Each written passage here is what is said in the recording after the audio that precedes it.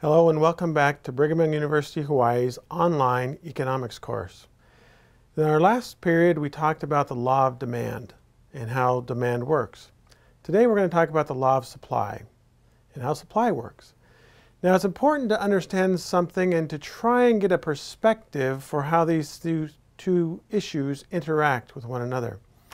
Whenever you think about demand, think about it from the perspective of you being a consumer. Whenever you think about supply, think about it from the perspective of you being a producer. So if we're asking a demand-related question, think, how would I behave if I were a consumer? If we're talking about a supply-related issue, think, how would I behave if I were a business owner? If this were my company that provides this product, what would be my incentive in that environment? So let's talk about supply. Supply starts with a schedule. Remember, a schedule is nothing more than a table of data. It starts with a schedule showing the relationship between price and quantity supplied for a specified time period. Again, everything else being constant. The amount of a product or service that firms are willing to sell at different prices.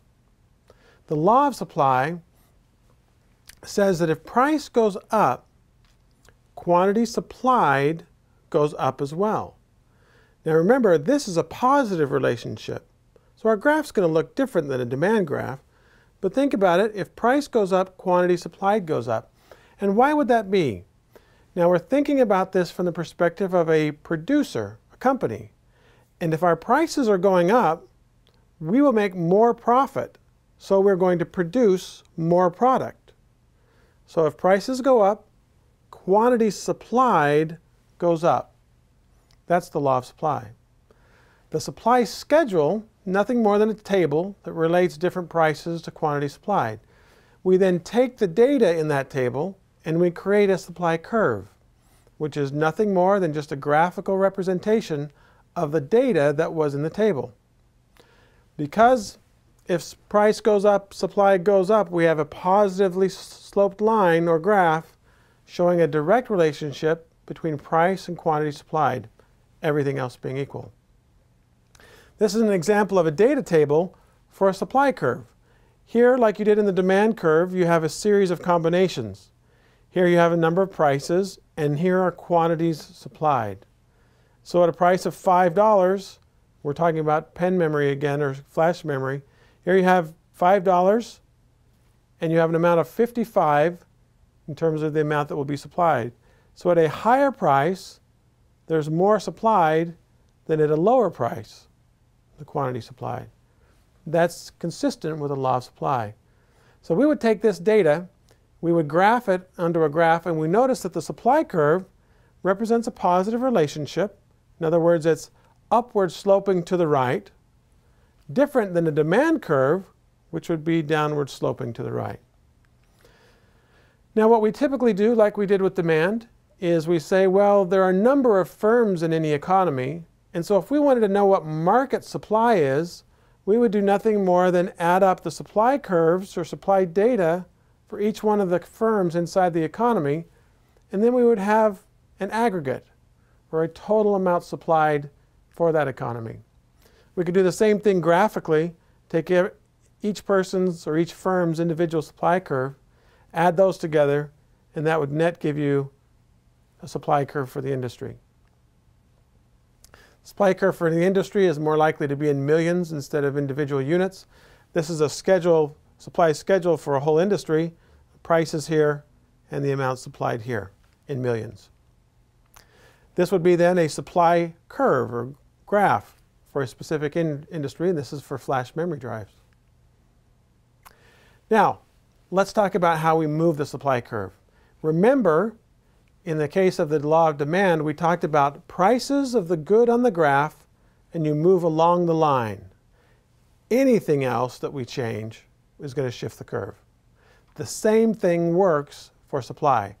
But remember the caveat, with demand, whenever we consider issues of demand, we think like a consumer. Whenever we consider issues of supply, we think like a producer. So we're in supply now. Let's think like a producer. Here's a scenario.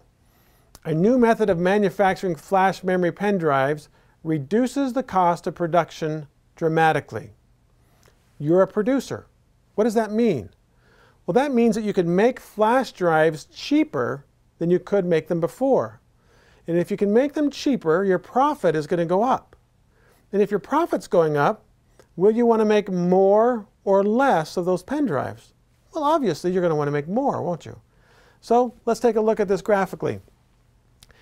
If some other factor than the price changes, then we're going to shift the curves. We know that that's the case. If we change the price of the good on the graph, we're just going to move along the individual curve. So if costs decrease, if there's a technological advancement of some sort that causes cost to decrease, then what happens is our supply curve increases. Now the same rules apply for supply curves as did for demand curves. If we're going to shift from this curve here to this new curve, it's shifting to the right. Any shift to the right is an expansion of the market, growing the market. Any shift to the left is going to be a contraction of the market. So in this scenario, our costs went down, our profits are consequently going up, and we as producers are looking at that saying, if profits are going up, I want to make some more. And so we're going to shift our supply to the right. We're going to expand the amount that we supply. Now similarly, if costs increase, now costs can increase for a number of reasons. Maybe the raw materials of the product that we're making goes up. Maybe the government imposes new taxes. Maybe there's new pollution requirements that are put on us as a supplier. All of those things would increase our cost. And obviously, if our costs are going up, our profits are going down, and we as suppliers say, well, if my profits are getting squeezed, why would I make more? Well, indeed, we wouldn't. And so what we're going to do in that environment is, this was our supply curve before. If our costs increase, we're going to contract the market. We're going to supply less. And so this curve is going to end up shifting to the left. We're going to contract the market. Okay. So let's talk about a few different scenarios and why we would shift curves back and forward. When supply increases, if your curve was here, and now we shift to here, we are going to supply more at any given price. So at any given price, we as a firm will supply more product. Conversely, if our curve shifts to the left and we're contracting the market, we will be supplying less at any given price. So remember, we had determinants of demand. Now we have determinants of supply. We're going to talk about each of those. They're different. They have some similarities, but we analyze them the same way. So these are the things that shift our supply. They're the determinants of supply. Number one, cost of inputs. Think about what this does. If your inputs costs go up, your profits are going to go down. Technology and productivity. This is a really interesting one because our economy in the United States has gone through a dramatic change, both in terms of technology and productivity, with advent of computer equipment, robotics, and many other different technology advancements. And it dramatically impacts how we provide or how we supply products and services. Taxes and subsidies. This is particularly timely as our federal government is considering extending taxes or increasing taxes, providing some subsidies to some industries and not to others. This impacts the fundamental economic decisions of firms of how much they should supply. Price expectations. Different from demand, this is one of the most critical elements that you must think about these things from the perspective of a supplier, not a consumer. Whenever you're dealing with supply, you think about it from the perspective of a supplier, of a producer. Also, the number of firms in an industry. We're going to go through these in some detail here, and we're going to watch the shift of these curves as we discuss it. So let's talk about cost of inputs. Let's take a look at this graph as we go through these and make sure that we understand them fairly well. A decrease in cost, here was our previous supply curve. If we have a decrease in our costs, we have more profits, we're going to supply more, so there's a shift of the supply curve from the original position to the right. Conversely, if we have an increase in cost, our raw material cost goes up. Say we're making steel. Iron ore costs go up.